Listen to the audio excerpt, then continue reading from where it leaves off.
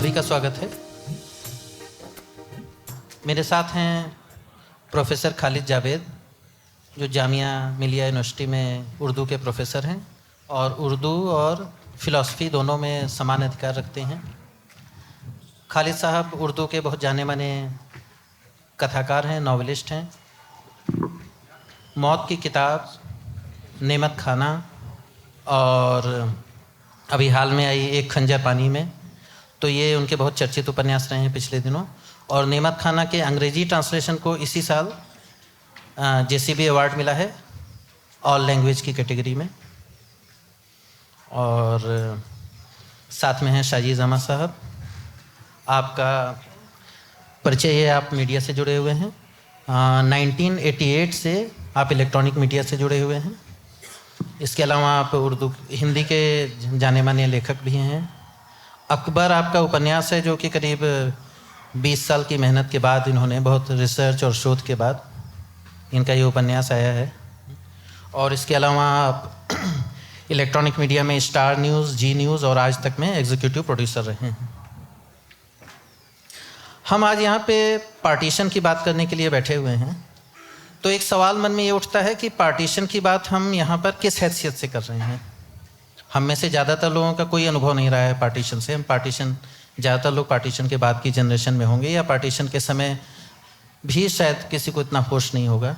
तो उस अनुभवों से, उस पूरे एक्सपीरियंस से कोई फर्स्ट हैंड एक्सपीरियंस नहीं है, लेकिन कोई ना कोई एक ऐसी चीज़ है जो हमारे जहन में लगातार चली आ रही है, जिसका कहीं ना कहीं हमारी सोच पर, हमारे लिखे पे उसका असर रहता है। अगर जैसे मैं अपनी बात करूं कि आज मैं बात कर रहा हूं, मैं इन दो हमारे विद्वानों के साथ, उर्दू और हिंदी के, तो किस तरीके से मैं बात करूं, मेरे लिए वो अनुभव कैसे है, क्या एक्सपीरियंस है, या आप सारे लोग जो बैठे हुए हैं उनके लिए वो एक्सपीरियंस कैसे है। तो मैं अगर याद करता हूं तो मेरे लिए पार्टीशन, बहुत छोटी उम्र में मैंने कुछ किताबें पढ़ी। यशपाल का झूठा सच, कृष्णचंद्र का गद्दार उपन्यास, इसी तरह से बलवंत सिंह का काले कोस। तो ये सारे जो उपन्यास थे, इन उपन्यासों से जो चीज़ निकल के आई सामने, दो फिल्में मैं यहाँ पे जिक्र करना चाहूँगा जो उपन्यास पे ही आधारित हैं, भले ही वो उपन्यास मैंने नहीं पढ़े। तमस और गर्म हवा। गर्म हवा जो इस्मत चुगताई की एक कहानी पे आधारित था। ये सारी चीज़ें किस तरह से अनुभव का हिस्सा बनती हैं कि अगर दस्तावेज़ की तरफ जाता हूँ तो दस्तावेज़ में वो चीज़ें नहीं आती हैं। जब मैं याद करता हूँ कि तमस में किस तरह से नत्थू जो होता है, उसने एक सूअर मारा होता है और उसके बाद से दंगे शुरू हो गए होते हैं। अब क्या होता है कि दंगे शुरू हो गए होते हैं और वो आदमी घबराया हुआ होता है, उसको लगता है मेरी वजह से ये हो गया। उसकी वाइफ प्रेग्नेंट है और उसको लेके भाग रहा है, उसको लग रहा है उसके साथ कुछ बुरा हो जाएगा, उसकी पत्नी के साथ कुछ बुरा हो जाएगा, उसके होने वाले बच्चे के साथ कुछ बुरा हो जाएगा। वो बार बार माफ़ी मांगता रहता है कि मुझसे गलती हो गई, मुझसे गलती हो गई, मेरी वजह से ये सब कुछ हुआ है। उसको ये पता ही नहीं कि मैं कहीं मोहरा हूँ। वो जो विडंबना है वो किसी दस्तावेज में, किसी डॉक्यूमेंट में, किसी इतिहास की किताब में नहीं मिलेगा। इसी तरह से तारा है झूठा सच की, एक प्रोग्रेसिव लड़की है जिसके अपने जो है जीने की कुछ कंडीशंस हैं, जो कुछ करना चाहती है और दंगे शुरू होते हैं, उसके बाद से वो इधर से उधर भटकती रहती है। गद्दार उपन्यास मुझे याद है कि एक व्यक्ति है जो लगातार पूरे उपन्यास में भागता रहा है और वो हर जगह अपने आप को मिसफिट पाता है, हर जगह मिसफिट पाता है। उसको लगता है कि मैं एक एलिनेटेड पर्सन हूँ, मैं ये पूरी जगह जो है, ये पूरा जो समाज है, ये जहाँ पे जो कुछ भी घटित हो रहा है वो सब कुछ जो है मेरे लिए नहीं है। तो ये पॉलिटिकल डिस्कोर्स से बाहर जो ह्यूमन एंगल है वो पूरा का पूरा जो है हमें साहित्य देता है। और यहीं पर वो ज़रूरत महसूस होती है कि हम पार्टीशन पे बात करें। और आज हम जिस लिए बैठे हुए हैं, हम लिटरेचर की रोशनी में जो है उन सारी चीज़ों को समझ सकें, उन ह्यूमन कंडीशंस को समझ सकें, उनको दोहरा सकें और फिर जो है आगे के लिए जो है बहुत सारी चीज़ें हमारे लिए, हमारी समझ साफ हो। तो मेरा पहला सवाल शाजीज़ अहमद साहब से है। शाजीज़ अहमद साहब, जैसे कि हम जानते हैं कि पार्टीशन एक पॉलिटिकल कॉन्सेप्ट था, एक राजनीतिक अवधारणा थी, आम हिंदुस्तानी की समझ से बाहर था कि जिस ज़मीन और जिन लोगों के बीच वो पला बढ़ा है, जिसमें उसके पुरखे पढ़े बढ़े हैं, वहाँ से उजड़ के वो कहीं और क्यों जाए। हम जानते हैं कि इस सोच के तहत बहुत सारे मुसलमानों ने पार्टीशन को स्वीकार नहीं किया। वे अपनी ज़मीन, अपने दोस्तों, अपने पड़ोसियों को छोड़कर कहीं नहीं गए। तो सवाल ये है कि जिन्होंने पार्टीशन को स्वीकार नहीं किया, भले वो यहीं रह गए या उजड़ गए, हिंदी के उपन्यासों में, कहानियों में उनकी तकलीफ़, उनका दर्द, उनका एलिनेशन कहाँ से आता है और किस रूप में आता है? शुक्रिया। जो चले गए उनका दर्द अलग, जो रह गए उनका भी दर्द अलग, यानी दोनों ही अपनी अपनी जगह छटपटा रहे थे।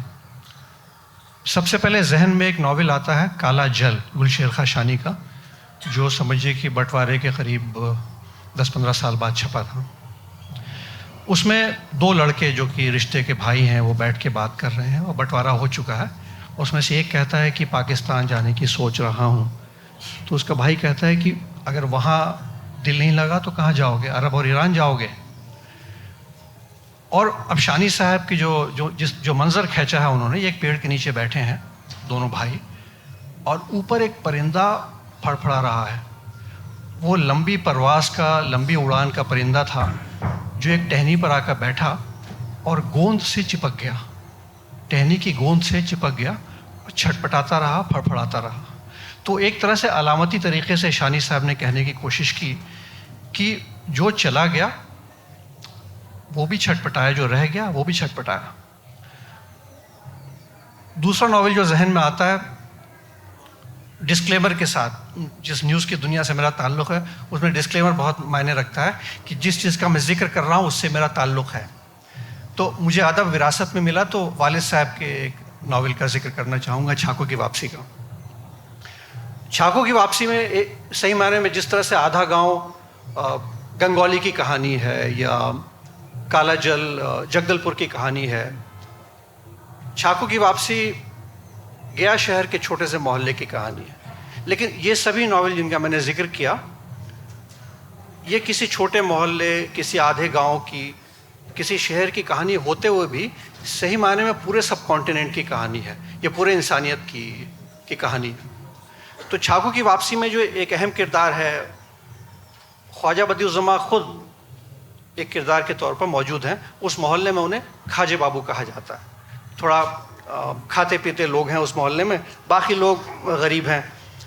बचपन से वो खेलते आए हैं एक इंसान के साथ जो कि दर्जी का बेटा है, अब्दुल शकूर नाम है, उसको पुकारू नाम छाको मरकज़ी किरदार है छाको की वापसी का। तो बड़े हो जाते हैं, रास्ते अलग हो जाते हैं, खाजे बाबू मुंसिफ हो जाते हैं। छाको कुछ मजबूरी में, कुछ गफलत में पाकिस्तान चला जाता है। ज़िंदगी आगे बढ़ जाती है। खाजे बाबू मुंसिफी से छुट्टी लेकर घर आए हुए हैं और छाको आता है, पाकिस्तान से लौटता है और वो पासपोर्ट दिखाता है अपना। अब मगही में बात हो रही है। वो कहता है, बाबू हम यहाँ ना रह सके हैं का। खाजे बाबू मुंसिफ हैं, कानून की इज़्ज़त उनकी रग रग में बसी हुई है। वो पासपोर्ट देखते हैं, कहते हैं छाको तुम यहाँ नहीं रह सकते, तुम यहाँ के शहरी नहीं हो, तुम्हें जाना पड़ेगा। यहाँ पर नावल ख़त्म होता है। छाको ये कहता है, जहल दे दे चाहे फांसी, यानी जेल दे दो या फांसी, जहल दे दे चाहे फांसी, हम तो छोड़ के न जय भाई अपना घरवा। तो ये दर्द हर तरफ था, जो चला गया उसका भी दर्द था, जो रह गया उसका भी दर्द था। बहुत शुक्रिया खालिद साहब। अक्सर मैंने देखा है कि पार्टीशन में उन्हीं उपन्यासों का जिक्र होता है, उन्हीं रचनाओं का जिक्र होता है जहाँ पे चीज़ें एक दस्तावेज की तरह मौजूद हैं, जहाँ पे एक रिपोर्टिंग है कि किसी एक ख़ास जगह की घटना, क्षेत्र की घटना, और उसका जो नैरेटिव होता है वो बहुत इम्पोर्टेंट होता है कि किस तरह से तारीखवार घटनाएं घटनी शुरू हुई, हिस्ट्री में उस समय क्या चल रहा था, दिल्ली में क्या सियासत चल रही थी, उसका एक असर जो है किसी बॉर्डर पे जो गांव थे या जगहें थी उन पर कैसे पड़ रहा था। लेकिन क्या इतना काफ़ी है? मतलब ये केवल रिपोर्टिंग से बाहर हिंदी और उर्दू में कुछ ऐसा लिखा गया है कि जो विभाजन हुआ उसकी परछाइयाँ कैसे लोगों के जीवन में रह गईं, कैसे उनके जो है मतलब कह लीजिए कि मन में या उनके जहन में उसका असर पड़ा, उसकी डार्कनेस क्या थी, उसकी डार्कनेस को बयान करते हुए कुछ ऐसे नावल या कहानियाँ लिखी गई हैं, या कुछ ऐसे लेखक हैं जिन्होंने किसी तरह से इस पूरे उसको छुआ है? इस पर आप कुछ कहें। जी, मेरा ख़्याल है कि अगर मैं उर्दू और हिंदी दोनों के हवाले से बात करूं तो जहां पार्टीशन एक कहना चाहिए कि जहाँ पार्टीशन थीम है, लेकिन जब हम यहाँ नैरेटिव की बात कर रहे हैं कि कितने डिफरेंट नैरेटिव्स इसमें हैं, तो उसमें जो किरदार तारीख़ के उस लम्हे पे उनके साथ क्या गुजरी, और वो पॉलिटिकल लेवल एक तरफ है लेकिन वो एग्जिस्टेंशियल लेवल भी एक तरफ है, क्या झेला उन्होंने और क्या उनके साथ हुआ, अगर आप उसको देखें तो पार्टीशन लिटरेचर सिर्फ पार्टीशन ही के बारे में नहीं है, बल्कि वो उस पूरे पार्टीशन लिटरेचर को अगर आप देखें तो उसमें छोटी छोटी सी बहुत सी कहानियाँ हैं, उसमें प्रेम कथाएँ भी हैं। अब जैसे लाजवंती की मैं बात करूँ, राजेंद्र सिंह बेदी, तो आप देखिए कि उसमें पार्टीशन तो हो चुका, और पार्टीशन के बाद जो कुछ हुआ और जो भी मेरा ख्याल है सारे लोग उस कहानी से वाकिफ़ हैं यहाँ पे, लेकिन बात यह है कि वो उसकी पत्नी लाजवंती जब उसको वापस लाया जाता है पीस कमेटीज़ के ज़रिए, तो वो अपने ही घर में देवी बन जाती है। तो वो इंसानी सतह से आपने उसको कहीं एक ऊपर का दर्जा देना, इनह्यूमन बना देना भी होता है। तो वो जो कॉम्प्लेक्सेस अंदर पैदा हो रहे हैं आपके अंदर, और आपके अंदर जो एक सब कुछ डिस्टॉर्ट हो गया है, यानी जो मुखौटे आपने लगा रखे थे वो मुखौटे उतर गए हैं और शायद आपका असल चेहरा सामने आया है, या आपने एक दूसरा मुखौटा लगा रखा हो। लाजवंती इस हवाले से आप देखिए कि उसमें जो ह्यूमन एंगल है पूरा का पूरा, वो कहानी सिर्फ पार्टीशन के बारे में ना हो के वो कहानी एक प्रेम कथा भी है, एक पति पत्नी के बीच के प्यार की कहानी है जो कि किस तरह मिट जाती है। तो अगर यूँ देखें तो ठीक है, वो पार्टीशन हुआ, उसमें वो उसकी पत्नी उससे दूर हुई, उसका किडनैप हुआ, और किडनैप होने के बाद फिर वो वापस लाई गई, लेकिन जैसा कि हमारी फिल्मों में होता है कि हैप्पी एंड हो गया, वो हैप्पी एंडिंग नहीं होती। तो ये बहुत बड़ी बात है, एक मतलब देखा जाए कि हैप्पी एंडिंग नाम की कोई चीज़ यहाँ नहीं है। अगर होती है तो कोई तराजू का पलड़ा नहीं है कि आप एक तरफ रखें कि ऐसा हुआ और फिर ऐसा हुआ कि हिस्ट्री से जो है ये हमारे पाप थे, और यहाँ हिस्ट्री के अंदर ये हमारे गुनाह थे, लेकिन देखिए हमने इतने अच्छे काम भी किए तो हमने उसको बराबर कर लिया। ऐसा नहीं, कोई एक भयानक लम्हा जो होता है वो बीत के भी नहीं बीतता, और ख़ास तौर से वो हमारी ज़िंदगी से भले ही बीत जाए, लेकिन फ़िक्शन में तो वो हमेशा जमा रहता है। वो खून का कतरा जो होता है वो एक लहू की तरह वो बराबर जमा हुआ है, एक ज़ख्म की तरह मौजूद है।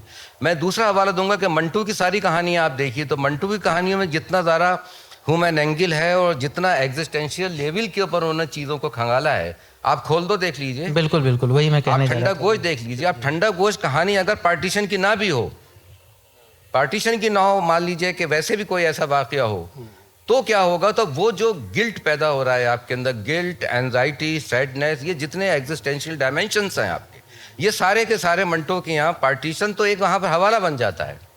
तो पार्टीशन का जो डॉक्यूमेंटेशन है, यूँ आप अगर डॉक्यूमेंटेशन देखें, अभी आपने बात की तो जो हमारे यहाँ उर्दू के अलावा और हिंदी के अलावा ये आपके खुशबंत सिंह ने लिखा, मतलब novel a train to Pakistan, Jhumpa Lahiri की कहानियाँ हैं, interpreter of the melodies, the interpreter of melodies, बहुत सी, मिडनाइट चिल्ड्रेन सलमान रजदी का, तो सब में पार्टीशन कहीं ना कहीं मौजूद है। काला जल की बात भी आपने की, और हयातुल्लाह अंसारी का हमारे यहाँ उर्दू में एक नावल है बहुत मशहूर, लहू के फूल, लेकिन वो पूरी तरह से एक तरह की रिपोर्टिंग है। तो रिपोर्टिंग, तो हिस्ट्री को फिक्शन में ढालना या फिक्शन को हिस्ट्री में ढालना आसान काम नहीं है। हालांकि हिस्ट्री खुद अपने आप में, उसमें हिस्ट्री के अंदर खुद ही स्टोरी का वर्ड शामिल है, HISTORY, तो स्टोरी तो मतलब खुद ही हिस्ट्री में शामिल है एक वर्ड, लेकिन ये कि ये वो स्टोरी है जो अपनी जगह जामिद है और रुकी हुई है, डायनेमिक नहीं है। लेकिन फिक्शन में आने के बाद स्टोरी डायनेमिक हो जाती है और वो हम उसको सांस लेता हुआ महसूस करते हैं, वो एक तरह की ऑर्गेनिक यूनिटी बन जाती है जो कि हिस्ट्री में नहीं है। तो हिस्ट्री को अगर आप डॉक्यूमेंटेशन के ज़रिए फिक्शन में डालते हैं तो उसकी एक इमीडिएट वैल्यू तो हो सकती है, लेकिन आगे वो जब time, different time and space में जब वो टाइम एंड स्पेस बदलता है, तो मेरा ख्याल है उन कहानियों के और उन फिक्शन की ही अहमियत रह जाती है जो कि उस थीम को अपनाने के बावजूद उस थीम से कहीं मावरा भी होते हैं, और वो थीम तो उनके लिए एक तरह का एनवायरनमेंट का काम करता है।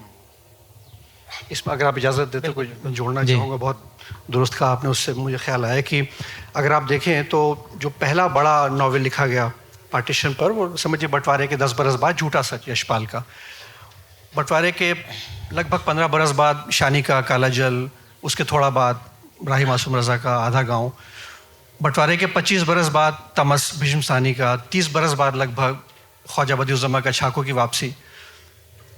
मुझे लगा कि शायद ये सिलसिला यहाँ पर रुकेगा, लेकिन जैसा डॉक्टर साहब ने कहा, ये ऐसी चीज़ नहीं थी जो कि होके ख़त्म हो गई। ये वैसा हादसा नहीं था जो होके ख़त्म हो गया, ये होता रहा। किसी नस्ल ने होते हुए देखा और हम देख रहे हैं कि ये हो चुका। ये वो हादसा नहीं है जो बिल्कुल ख़त्म हो गया, वो ये ज़िंदा हादसा है, ये फलता फूलता रहता है। उसके बाद सन 2000 में कमलेश्वर का उपन्यास, यानी बंटवारे के कितने पाकिस्तान, 50 बरस बाद कमलेश्वर का आप मान सकते हैं कि वो उस हादसे से वो गुजरे थे, मतलब उस वक्त वो उन्होंने देखा होगा। लेकिन बंटवारे के 70 बरस बाद रेत समाधि, जाहिर है गीतांजलि श्री ने पार्टीशन नहीं देखा, बंटवारा नहीं देखा। उसमें वो नॉवेल आखिर एक मुकाम पर आता है जहां वाघा बॉर्डर है।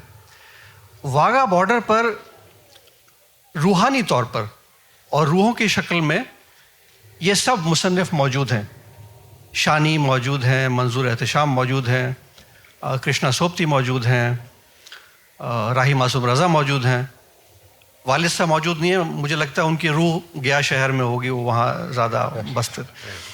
तो ये सब वहाँ मौजूद हैं। और वहाँ जो मंजर खींचा है गीतांजलि श्री ने कि गर्भित, भ्रमित, पथिक, चकित लेखक, यानी गर्भित उनके अंदर बहुत कुछ था, और भ्रमित यानी भ्रम में थे, परप्लेक्स थे, और पथिक थे यानी राहगीर थे, मुसाफिर थे, और चकित थे। ये सब लेखक और एक दूसरे से कह रहे थे, भाई यहाँ तो ज़मीनें और ज़माने अस्त व्यस्त हो गए हैं, यानी ज़मीनें और ज़माने अस्त व्यस्त हो गए हैं, समझ में नहीं आता हम किस युग में जी रहे हैं।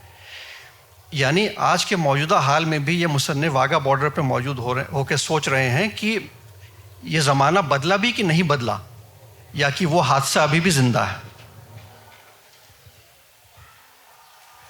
अभी छाको की वापसी का जिक्र हुआ था, तो एक चीज़ मैं ये जानना चाहूँगा कि एक उपन्यास की रचना प्रक्रिया क्या होती है। जैसे दो बातें होती हैं, एक तो वो अनुभव है जिस अनुभव से हम होके गुजरे हैं, कुछ अनुभव ऐसे होते हैं जो हमारे कह लीजिए कि जड़ों में मौजूद होते हैं, कुछ अनुभव हम तक ट्रांसफ़र होते हैं।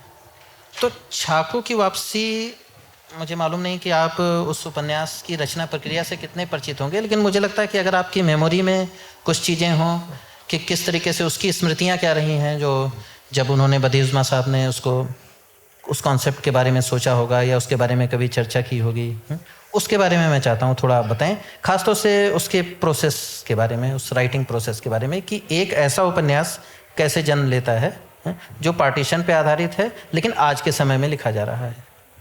मुझे लगता है छाको की वापसी उनके जहन में बहुत शुरू से रहा, लिखे जाने से पहले 25-30 बरस उनके जहन में रहा होगा, तभी वो कागज़ पे उतरा।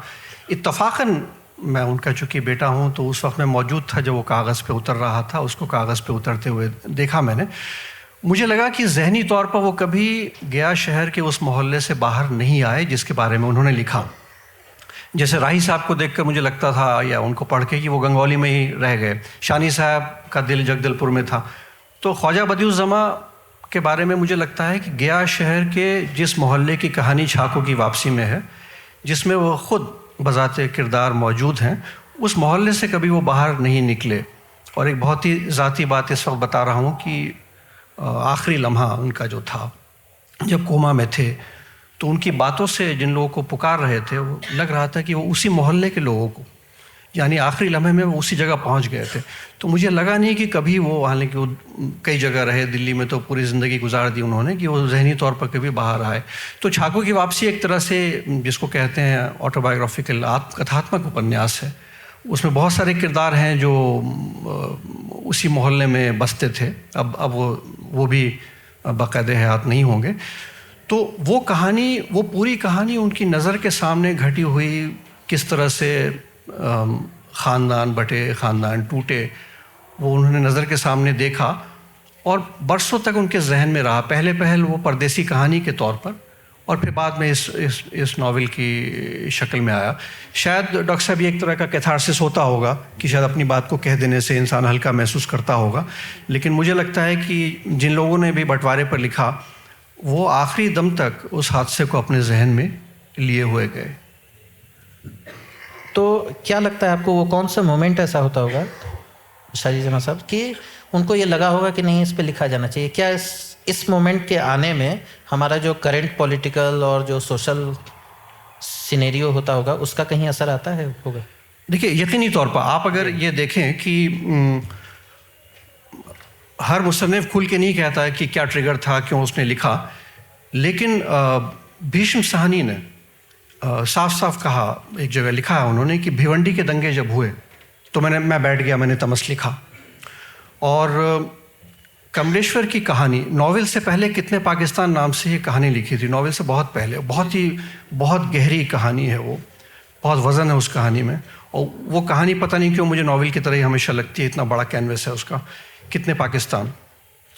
उस नॉवेल में शुरुआत ही उसके एक डायलॉग से होती है, शुरुआती एक आध पैरा में ही है। वो एक लड़का है, जाहिर है वो उसका अहम किरदार, उसको किसी मुसलमान लड़की से प्यार है, वो खुद हिंदू है। तो वो उस लड़की से कहता है, उसको बन्नो पुकारता है, वो कहता है बन्नो हमारे तुम्हारे बीच पाकिस्तान क्यों आ जाता है? पाकिस्तान एक अलामत के तौर पर, एक सिंबल के तौर पर कि हमारे तुम्हारे बीच पाकिस्तान क्यों आ जाता है। और उस कहानी में भिवंडी के दंगे को एक बहुत अहम मोड़ माना गया उस कहानी में भी। ये तो भीष्म साहनी ने भिवंडी के दंगों का जिक्र इस तरह से किया कि उसके बाद वो लिखने के लिए बैठ गए, लेकिन उस कहानी में एक मोड़ आता है भिवंडी के दंगों का। और फिर जब कहानी ख़त्म होने को है तो उसका जो मरकज़ी किरदार है वो कहता है अब मैं कहाँ भाग के जाऊँ जहाँ पाकिस्तान ना हो, जहाँ पाकिस्तान ना हो वहाँ भाग के जाना चाहता हूँ। उसी तरह से छाकू की वापसी है तो पार्टीशन पर, बंटवारे पर, लेकिन एक बहुत अहम किरदार उसका जो आइडियलिस्ट है, गांधी भाई।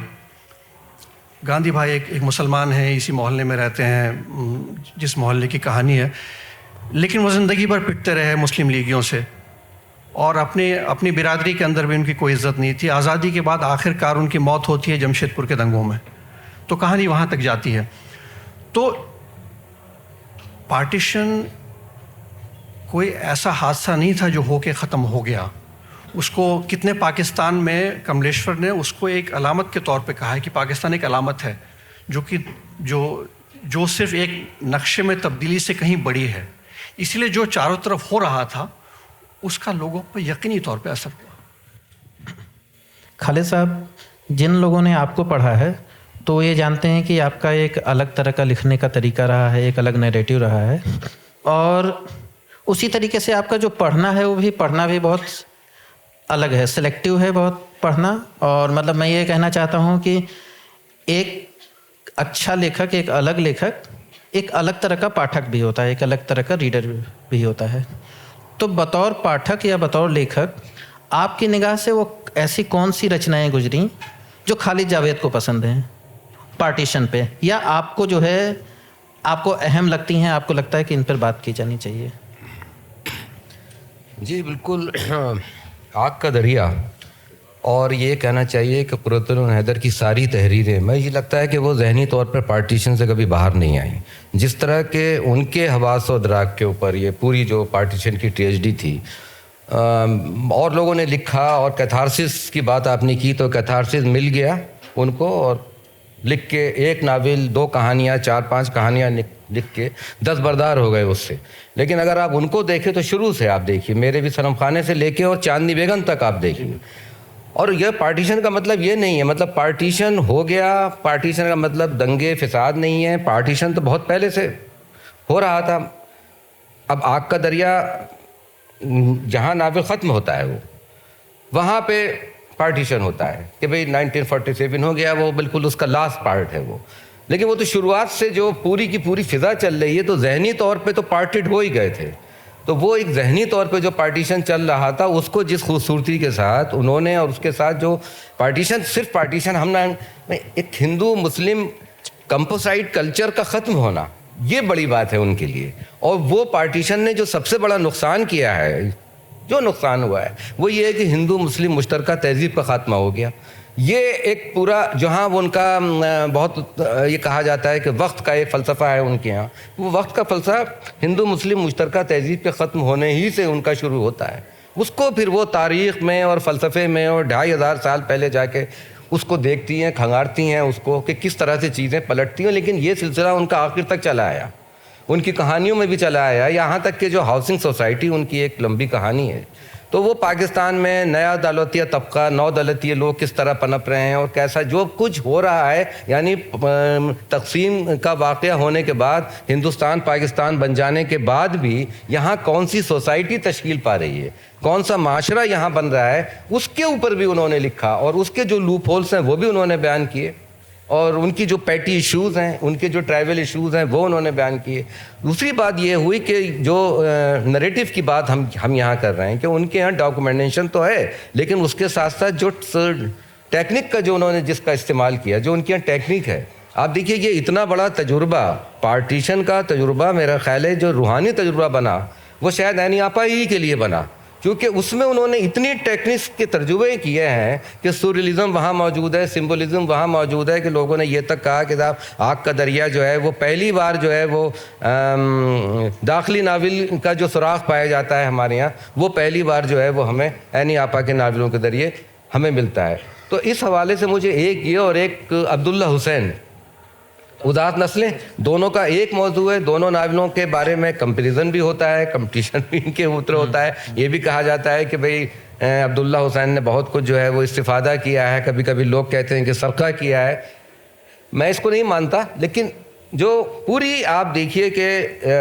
दोनों ये जो नावल हैं ये तारीख़ के एक ख़ास मोड़ तक पहुँचने से पहले और उसके बाद एक बड़े कैनवस के ऊपर बड़ा म्यूरल्स बनाते हैं। तो कहानियाँ जो हैं वो तो मिनिएचर्स की तरह हैं। तो वो मंटू की जिन मैंने कहानियों का जिक्र किया वो तो यहाँ पर हैं ही, जो यहाँ कहानियाँ मौजूद हैं। लेकिन ये जो तजुर्बा था, ये रूहानी तजुर्बा अगर बना उर्दू में कहीं, और फिर इंतज़ार हुसैन की बात भी आप करेंगे, ठीक है वो तो हिजरत की बात की, लेकिन वो हिजरत भी किस लिए है?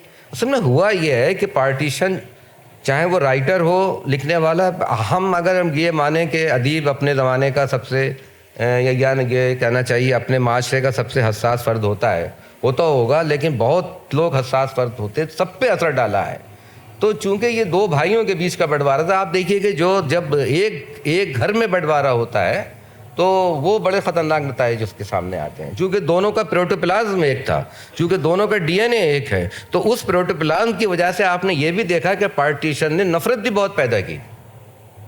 इसी पार्टीशन लिटरेचर को लिखने वाले कुछ लोग हैं जो कि ह्यूमन एंगल से लिख रहे हैं, लेकिन जो मौजूदा नस्ल है, मैं आपको एक, अगर वक्त है मेरे पास जी उस पे, तो मैं आपको एक वाक़या सुनाना चाहता हूँ जो मेरे साथ गुजरा है कि 2012 में मैं वहाँ गया, मैं पाकिस्तान गया और कराची लिटरेचर फेस्टिवल ने मुझे इनवाइट किया। तो वहाँ एक इक़रा यूनिवर्सिटी है, इक़रा यूनिवर्सिटी में वो अफ़ज़ल अहमद सैयद साहब और ये आपकी तनवीर अंजुम वहाँ पढ़ाती थी। तो उन्होंने कहा कि आप फ़िल्म के ऊपर कुछ यहाँ पे हमारे बच्चों को कुछ बताइए मीडिया में। तो कुछ फ़िल्म पे शुद्ध रखता था, पता नहीं जैसी, तो उन्होंने कहा ठीक है भाई, इंडिया से आए हुए हैं खालिद जावेद, तो ये कुछ फ़िल्म पे आपको, तो हिंदुस्तानी सिनेमा की तारीख़, ये टॉपिक उससे अफ़ज़ल अहमद सैयद ने कहा कि इस पर आपको बोलना है, हिंदुस्तानी सिनेमा की तारीख़। खैर वो मैंने बात शुरू की उसकी तारीख़ की, राजा हरीशचंद्र से लेके और वो सब अछूत कन्या से होते हुए और ये आपके अमिताभ बच्चन के ज़माने तक आया, 1-1.5-2 घंटे तक की, मतलब वो सुना उन लोगों ने बड़ी खामोशी के साथ। लेकिन जो उनके चेहरे थे, उनके चेहरे पे या तो तासुरात नहीं थे या फिर वो मुझे होस्टाइल नज़र आ रहे थे। उसके बाद जब सवाल जवाब का सेशन शुरू हुआ तो उन्होंने सबसे पूछा कि आपने तो ये सब हिंदुस्तानी सिनेमा की तारीख़ बयान कर दी है, तो पाकिस्तान कहाँ है इस? और फिर जो सवाल उन्होंने मुझसे किए, तो मैंने कहा भाई अछूत कन्या का मैंने जिक्र किया, जब तक तो पाकिस्तान नहीं बना था, नहीं वो अछूत कन्या, हमारी तारीख़ 1947 के बाद शुरू होती है, तो हम हिंदुस्तानी सिनेमा की तारीख़ में क्यों यकीन नहीं? वहाँ पार्टीशन के ऊपर बातचीत हुई, उनकी कोई दिलचस्पी नहीं है। हमने एक ऐसी नस्ल पैदा की है इस वक्त जो उससे पार आ चुकी है। वो कहती है कि हमारा ये फर्स्ट हैंड एक्सपीरियंस नहीं है, ये हमारा अब सेकंड हैंड एक्सपीरियंस भी नहीं है। हम इसको, इन सारी चीज़ों को, यानी इन नावलों को भी हम हिस्ट्री के भूले हुए सबक की तरह याद करते हैं, और ये ज़ख्म है हमारे ऊपर, आप ज़ख्म को क्यों बार बार कुरेदते हैं? ये एक एंगल इसके अंदर है जिसको कि देखना पड़ेगा कि हम आज यहाँ बैठ के बात कर रहे हैं, तो वो हम एक तरह से अदब को तो खंगाल रहे हैं, लेकिन अगर हम पार्टीशन लिटरेचर की मबादियात में और उसकी जो पूरी एपिस्टेमोलॉजी है उसमें बहुत दूर तक नहीं जा सकते, डॉक्यूमेंटेशन में तो कम से कम नहीं जा सकते। इसलिए मैं बार बार कहता हूँ कि अगर हम उस पर कहानी में क्या करेक्टराइजेशन है उसकी बात नहीं करेंगे, क्या प्लाट है, क्या टेक्निक इस्तेमाल की गई है, या क्या उसमें इंसानी ज़ात के छुपे हुए पहलुओं को आश्कार किया गया है कि नहीं किया है, अगर उसकी बात नहीं करेंगे तो ये सारी की सारी चीज़ें जो हैं वो वाकई एक हिस्ट्री का एक पूरा, चूँकि अब तो 75 साल यहाँ हो गए। और आपको मैं ये भी बताऊँ कि देखिए अदीब जो लिखता है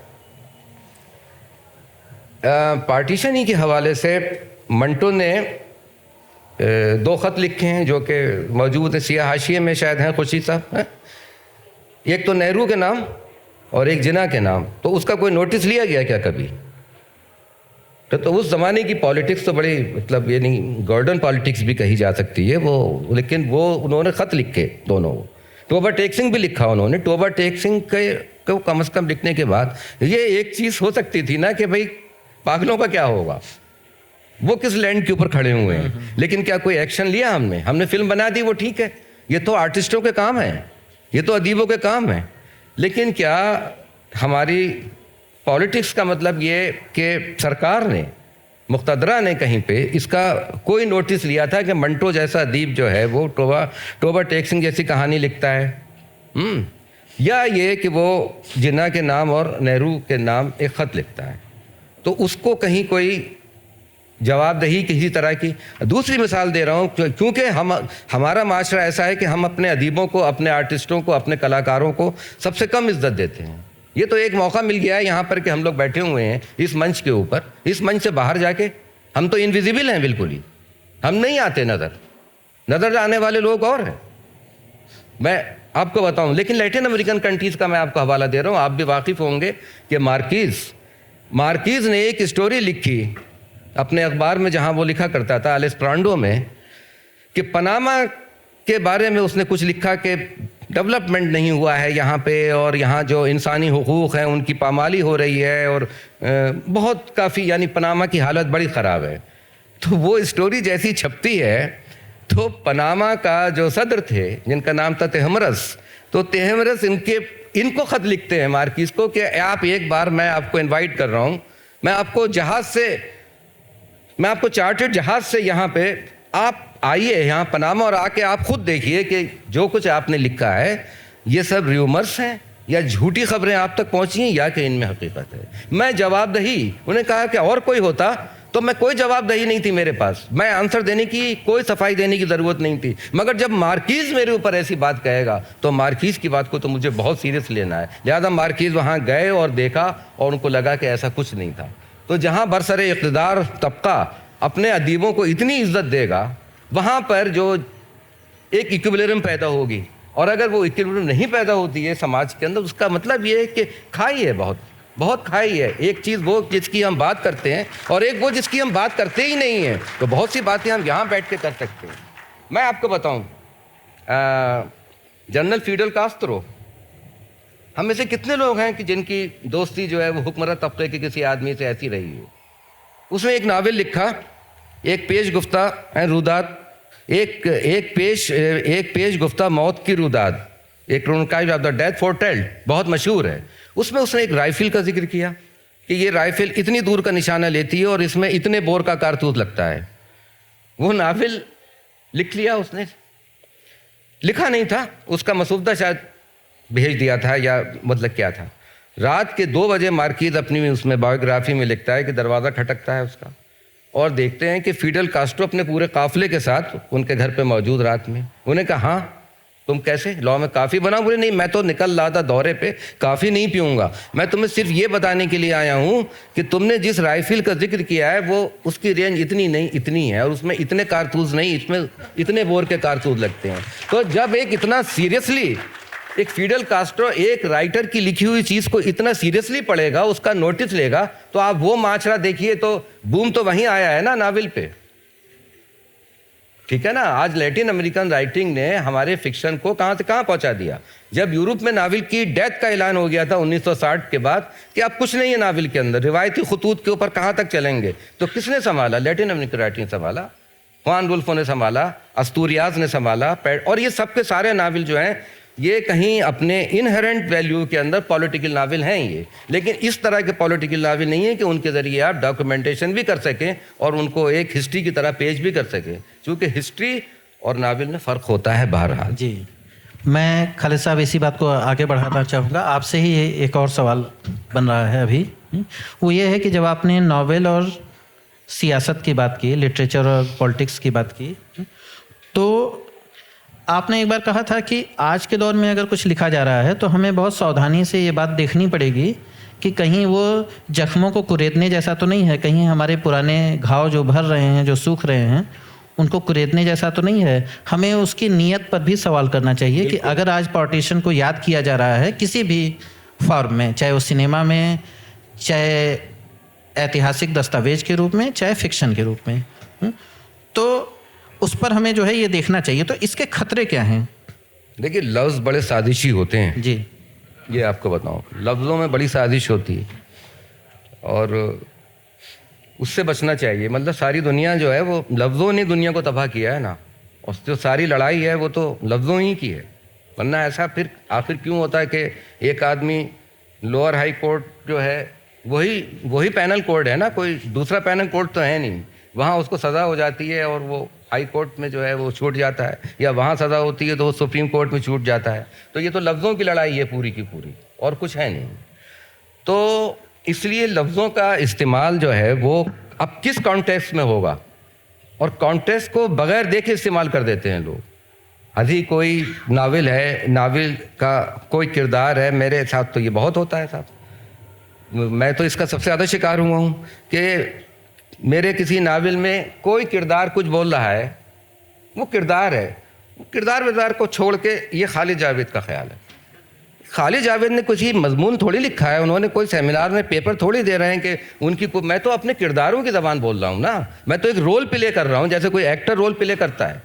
तो इसलिए बड़ा ख़तरनाक मैंने इसलिए कहा कि देखिए 2000 में कौन सी एक वो फिल्म आई थी, गदर एक प्रेम कथा, तो अब तो आपने देखा, उसको देखे कितना हंगामा हुआ। तो अगर हम उनको बदएहतियाती के साथ इस्तेमाल करेंगे, अगर सावधानी नहीं हम बरतेंगे, अब गर्म हवा को आप याद करिए, आपने अभी फिल्म की बात की, तो इस तरह जैसे एहतियात से गर्म हवा बनाई गई है तो वो तो ठीक है, क्योंकि वहाँ पे लफ्ज़ों को बहुत सावधानी के साथ नहीं, कई फिल्में ऐसी हैं जहाँ बहुत सावधानी है। आपसे ज़्यादा कौन जानेगा, आपने तो उसकी स्क्रिप्ट को फिर से लिखा है दिनेश जी गर्म हवा पे, तो हमने बहुत बात भी की है। लेकिन जो चालू टाइप की फिल्में बनाई जाती हैं, इनका क्या हशर होता है। अब क्या आप देखिए, पिंजर की बात अभी पंजाब में भी बहुत लिखी गई, पंजाबी कहानी अमृता प्रीतम ने भी बहुत कहानियाँ लिखी है ना इसके ऊपर, तो पिंजर उनकी मशहूर कहानी है। वो ये फिल्में बनाई जाती हैं, या पेंटिंग के अंदर भी ये चीज़ आ सकती है, सब आप मतलब सारे आर्ट इनको देख सकते हैं। लेकिन ये कहीं ऐसा भी हो सकता है कि ऐसा तो नहीं कि जिसको कहते हैं कि बंदर के हाथ उस तरह मतलब हम दे रहे हैं, अगर बंदर के हाथ उस तरह दे दिया तो क्या होगा, क्योंकि बंदर तो नकल करता है तो बग़ैर सोचे समझे। तो ये भी ना हो कहीं कि मकसद आपका क्या था और मकसद वो मिसफायर हो गया आपका, कि आप एक चीज़ लिख इसलिए रहे हैं या उसको बयान आप इसलिए कर रहे हैं कि एक इंसानी हमदर्दी हासिल करने के लिए, और वो जो एपेथी है और जो एगोनी है उसको महसूस करने के लिए, शेयर करने के लिए। लेकिन कुछ और हो रहा है कि आप एक हेट पॉलिटिक्स को कहीं पे वक्ती तौर पर ही सही, लेकिन आप उसका इमीडिएट इफेक्ट हेट पॉलिटिक्स का भी हो सकता है। तो वही बात है कि नीयत क्या है, ये सवाल हमेशा जो है उठाया जाना चाहिए। बिल्कुल जी। शाजी जमा साहब, एक बिल्कुल इससे उलट सवाल है आपके लिए कि अगर आज कोई पार्टीशन को याद कर रहा है, उससे जुड़ी हमारी सामूहिक मेमोरीज, कलेक्टिव जो मेमोरीज हैं, उनको दर्ज करना चाहता है, तो इसकी क्या वजह होती है? वो कौन से हालात होते हैं कि जिस पर एक लेखक पार्टीशन जैसे जख्म को कुरेदना चाहेगा? देखिए, मुझे नहीं लगता कि कोई आदमी कसदन यानी जानबूझकर किसी ज़ख्म को कुरेदना चाहता है। ख़ासतौर पर कोई अदीब ऐसा नहीं करेगा, मतलब मैं उम्मीद करता हूँ ऐसा नहीं करेगा। नहीं, अदीब नहीं करेगा, उसका इंटरप्रिटेशन की बात कर रहा हूँ। जी। जी। तो जो नावल मेरी नज़र से गुजरे हैं, जो मुझे पसंद हैं, जिनका मैंने जिक्र किया, जिसमें से झूठा सच हो या आधा गांव हो, काला जल हो, छाकों की वापसी हो, कितने पाकिस्तान हो, कितने पाकिस्तान कहानी, कितने पाकिस्तान नावल, ये सभी। जो आपने ज़बान की बात की तो उस पर मुझे याद आया कि राही साहब का जो नावल आया आधा गांव, तो उसके बाद उन्होंने कहीं लिखा कि साहित्य अकेडमी ने कहा कि इसकी ज़बान बहुत ख़राब है। तो मुझे बहुत हंसी आई कि ज़बान भी कभी ख़राब हो सकती है क्या। तो इसलिए ये सही है कि हर लफ्ज़ जो है उसकी नौइयत अलग अलग हो सकती है।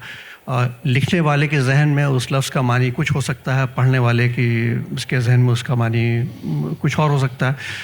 लेकिन आप अगर बंटवारे से लेकर आज तक देखें तो जिन लोगों ने बंटवारा देखा उनको, या जिन्होंने बंटवारा नहीं देखा, जैसे गीतांजलि श्री, उन सभी के लिए पाकिस्तान या पार्टीशन या बंटवारा या बंटवारे के बाद के हालात एक ज़ख्म है। क्योंकि कमलेश्वर ने कितने पाकिस्तान कहानी में बार बार यही कहने की कोशिश की, जब वो कहते हैं कि बन्नो हमारे तुम्हारे बीच पाकिस्तान आ जाता है, या कहानी के आखिर में जब वो कहता है कि मैं पाकिस्तान से भागकर कहाँ जाऊँ, तो एक पाकिस्तान एक अलामत के तौर पर कह रहा है। पाकिस्तान वो नक्शे में जो एक मुल्क है उसके बारे में बात नहीं कर रहा। तो एक सिंबल के तौर पर वो एक मसला, एक ट्रेजेडी, एक बहुत बड़ा हादसा, वो फलता फूलता रहा जहन में, वो जहन से कभी गायब नहीं हुआ। हमारी जनरेशन ने पाकिस्तान नहीं देखा, लेकिन उन्होंने, यशपाल ने, यशानी ने, या बदियुज़्ज़मा ने पार्टीशन होते हुए देखा। हमने वो देखा जो हो चुका, लेकिन जो हो चुका वो होके ख़त्म नहीं हो गया। ये ऐसा हादसा था जो जो जो जो पनपता रहा। इसी वजह से आप पाएंगे कि जिन्होंने ज़ाती तौर पर पार्टीशन नहीं देखा, उन्होंने भी पार्टीशन पर लिखा। और मेरा ख़्याल है कि 70 बरस बाद गीतांजलि श्री ने अगर वो नावल लिखा तो 100 बरस बाद भी लोग बंटवारे को भूल नहीं पाएंगे, उस बारे में लिखेंगे। नहीं, सेकेंड वर्ल्ड वार तो आज तक, मतलब उसने तो पूरा लिटरेचर का एक पूरा कह लीजिए कि लिखने का, सोचने का पूरा तरीका ही बदल दिया। और आज भी जो वर्ल्ड सिनेमा में हर साल कोई एक ऐसी फिल्म आ जाती है जो इसका कहीं ना कहीं रिश्ता जो है द्वितीय विश्व युद्ध से, सेकेंड वर्ल्ड वार से होता है, भले वो किसी रूप में हो, चाहे वो एक इतिहास को दर्ज करने में हो या फिर कहीं उसकी वही बात है कि उसकी परछाइयों को तलाशने की कोशिश हो। तो खालिद साहब, जब हम अभी खतरों की बात कर रहे थे तो चूँकि आपका पॉपुलर लिटरेचर पे भी काफ़ी रुचि रही है, काफ़ी आपने काम भी किया है, तो जो पॉपुलर लिटरेचर ने जिस तरीके से पॉपुलिस्ट तरीके से पार्टीशन को देखने की कोशिश की, और उन्होंने उन बातों की तरफ वो ले गए जहाँ पे बैलेंस नहीं था, जहाँ पे वही बात है कि जब हम नियत की बात कर रहे थे, तो मैं उदाहरण के तौर पे जैसे हिंदी में मुझे एक नाम याद आता है, गुरुदत्त। तो गुरुदत्त को जो है हालांकि कभी लिटरेरी दर्जा नहीं मिला, लेकिन उनकी किताबें बहुत छपी हैं और बहुत पढ़ी जाती हैं। और उन्होंने देश की हत्या के नाम से एक नावल लिखा, उसके बाद से उसी सीरीज में 4-5 किताबें लिखी। मुझे लगता है कि उर्दू में भी ऐसा लिखा गया होगा। और उसमें क्या होता है, आमतौर पे इस तरह के फिक्शन में जो प्रॉब्लम होती है कि सीधे सीधे एक विलेन खोज लिया जाता है, एक खलनायक खोज लिया जाता है कि देखो ये आदमी जिम्मेदार था, ये लोग जिम्मेदार थे, बाकी सब कुछ ठीक था। तो जैसे उन्होंने गुरुदत्त के पास 2 खलनायक थे, गांधी और नेहरू। तो वो एक बहुत ही जो है सपाट इंटरप्रिटेशन होता है। तो इस तरह का पॉपुलर लिटरेचर के हवाले से आप कुछ बात कहना चाहेंगे क्या? पार्टीशन पे अगर कुछ लिखा गया हो, या कोई क्या नैरेटिव बिल्ड कर रहा था और कैसे उससे बचा जाना चाहिए? क्योंकि वही चीज़, वही नैरेटिव मुझे लग रहा है कि आज के दौर में फिर से कहीं ना कहीं वापस लौट रहा है, वो बैकडोर से एंट्री कर रहा है। वो चाहे फिल्मों में कर रहा हो, चाहे वो आजकल क्या बोलते हैं बेस्ट सेलर जो है, जो नॉवेल के जरिए एंट्री कर रहा है। तो इसलिए उस पर बात करना चाहिए। हमारे यहाँ खाक और खून जैसा एक नावल लिखा गया, खाक और खून, नसीम हिजाजी का, और दुनिया जानती है उसने एक बिल्कुल अलग तरह की हिस्ट्री बनाई, अलग तरह की हिस्ट्री, ये एक खूनी हिस्ट्री उसने बनाई। और उस नावल ने बहुत से जहनों में जहर भरा, क्योंकि वो एक तरफा एंगल से लिखा गया। ठीक है, मतलब अदब में या फिक्शन में या नावल के अंदर आप अखलाक के 2 पड़ले लेके नहीं चल सकते कि हर जगह आप उनको बराबर करेंगे, लेकिन आप ये भी नहीं कर सकते कि उसके अंदर के आप बिल्कुल जो काम होता है ना कि एक ख़ास कौम के जज्बात को उभारने के लिए आप जो हैं वो इतना नकली मसाला भर देंगे उसके अंदर। और वो नावल कितना मकबूल हुआ, जाहिर है कि वो सीरियस मतलब लिटरेचर में उसका नाम नहीं लिया जाता है, लेकिन जो आपने चूँकि पॉपुलर लिटरेचर की बात की तो वो खाक और खून उसमें है। इसके अलावा ये तो एक बिल्कुल ऐसा है कि जिसने बड़ा बहुत ही ख़तरनाक किस्म के उस वक्त एक रुझान पैदा किया था। अब उस रुझान से लोग बाहर आए हैं, लेकिन उस ज़माने के जो लोग हैं 55 और 56 वगैरह के वो जानते हैं, वो आज भी उस मतलब नावल को उसके ऊपर बैन भी हुआ, उस नावल के ऊपर हिंदुस्तान में बैन हुआ उसके ऊपर। नसीम हिजाज़ी का नावल, उनके और भी नावल थे, तारीख़ी नावल लिखा करते थे। लेकिन इसके अलावा बहुत अच्छी बात यह है कि हमारे यहाँ पॉपुलर लिटरेचर में भी, जैसे आदिल रशीद ने लिखा है एक नावल, वो है सेरे के फूल के नाम से, गांधी की फिर उसके में हत्या वगैरह दिखाई है, तो वो उसमें गुलशन नंदा हैं और खान महबूब तर्जी, हाँ खान महबूब तर्जी हैं, राजवंश हैं।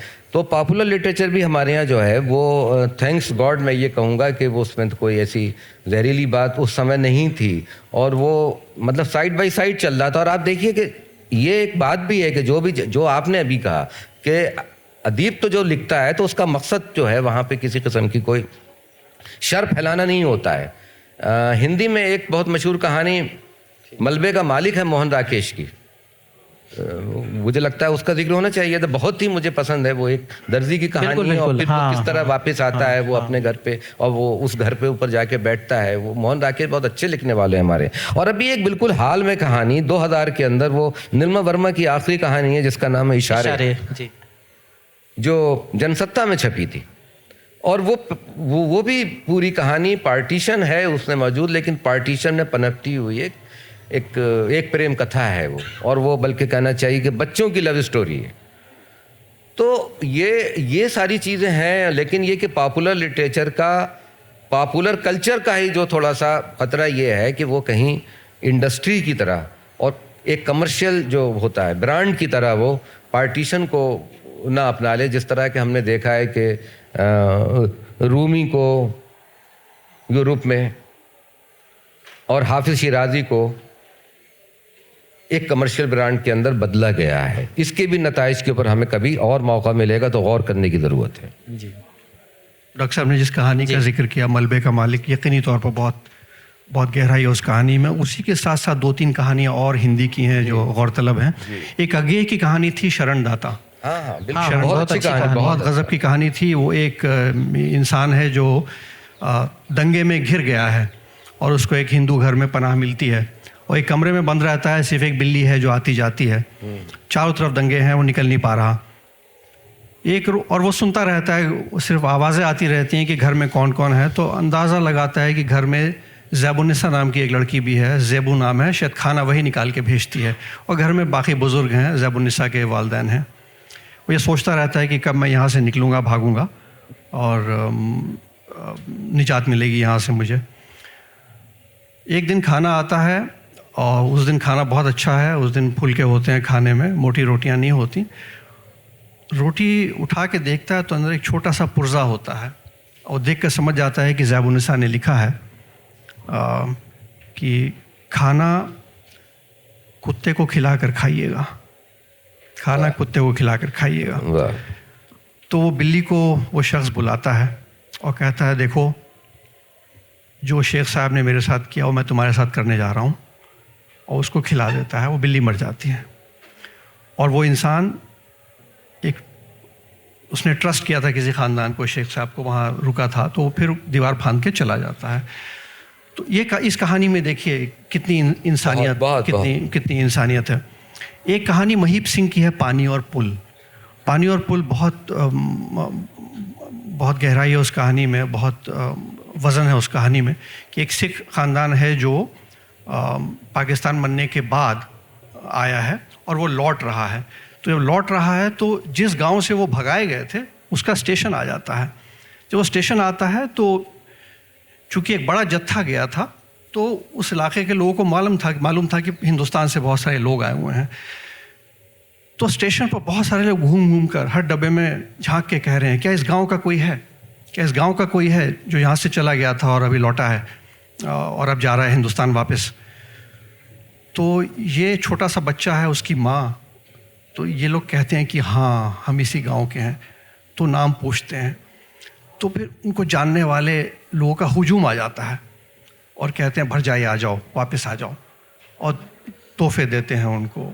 और ट्रेन चलने को होती है तो गार्ड से कहते हैं भाई रुक जा थोड़ी देर, ट्रेन को रोक लेते हैं, बहुत देर तक ख़ानदान का हाल चाल पूछते रहते हैं, फिर ट्रेन आगे चल पड़ती है। उसके आगे मुसन्निफ़ का कमेंट है कि झेलम के नदी के ऊपर पत्थर और लोहे का पुल बना है जिस पर से ट्रेन जा रही है।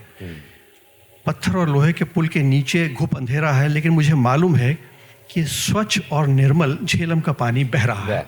बहुत सुंदर। बहुत दरअसल वही मैं कह रहा था कि हिंदी में भी और उर्दू में भी, दोनों में जो 1960 तक का हम अगर माने, 1960, 62, 63 तक जो है, 65 तक बेहतरीन लिटरेचर जो पार्टीशन को थीम बना के, और उसमें जो जितने भी फाइनर एलिमेंट्स हो सकते हैं अच्छे लिटरेचर के, उसकी बेहतरीन नमूने हमें मिलते हैं। आपने हिंदी की इतनी अच्छी कहानियों का जिक्र किया, मुझे जो है वो उर्दू के अंदर ख्वाजा अहमद अब्बास की कहानी याद आती है, इतनी ज़बरदस्त कहानी है। सरदार जी, आपने शायद उसको पढ़ा हो जी।